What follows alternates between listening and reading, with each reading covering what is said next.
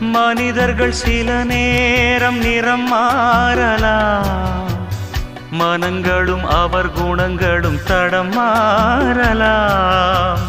இலக்கணம் சில நேரம் பிழையாகலாம், எழுதிய அன்பு இலக்கியம் தவறாகலாம்.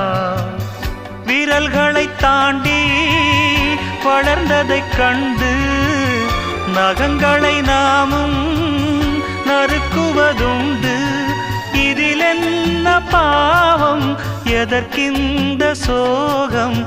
கிளியே நலம் வாழ என் நாடும் என் வாழ்த்துக்கள், தமிழ் கூறும் பல்லாண்டு என் வார்த்தைகள்.